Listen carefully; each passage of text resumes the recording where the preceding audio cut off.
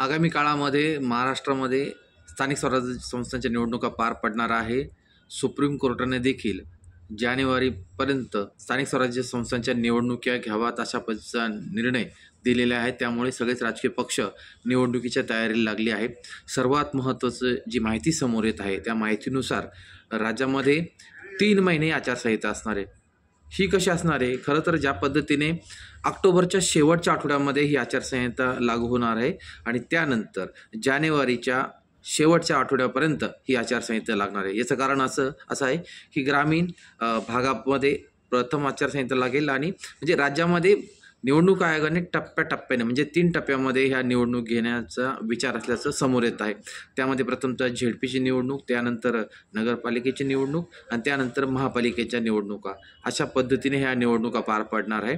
पण एक महत्त्वाची गोष्ट यामध्ये अशीच समोर येत आहे की झेडपीची निवडणूक म्हणजे जिल्हा परिषदेच्या निवडणुका पहिल्या होतात की नगरपालिकेच्या निवडणुका पहिल्या होतात, यामध्ये एक ट्विस्ट झालेलं आहे। कारण की खरं तर ज्या पद्धतीने जिल्हा परिषदेच्या गणांचे आरक्षण जे चक्रानुक्रमे न करता नव्याने केल्याचा फटका अनेक निवडणुकाला बसल्यामुळे अनेक जण म्हणजे बसू शकतो, त्यामुळे अनेक जण हे न्यायालयात गेले आहे।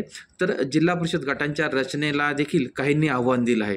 त्यामुळे जिल्हा परिषदेच्या निवडणुकी संदर्भामध्ये ज्या याचिका न्यायप्रविष्ट आहे त्याचा फटका या पहिले मग झेडपीच्या निवडणुका होतात की नगरपालिकेच्या निवडणूक होते याला बसत आहे। त्यामुळे निवडणूक आयोगाने यावर देखील एक पर्याय शोधलेला आहे।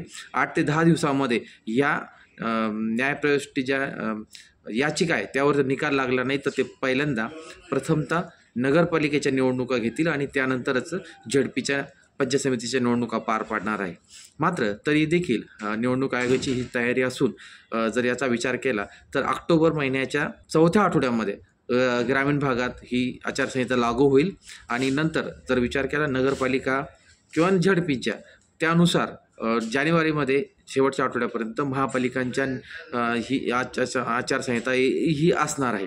खरं तर आपण दुसरीकडे जर बघितलं तर ह्या टप्प्याटप्प्याने आचारसंहिता ही राज्यात पाहायला मिळणार आहे। म्हणजे एखाद्या ग्रामीण भागामध्ये जर पहिल्या टप्प्यातील निवडणुका पार पडणार असेल तर त्या ठिकाणी आचारसंहिता लवकर लागेल।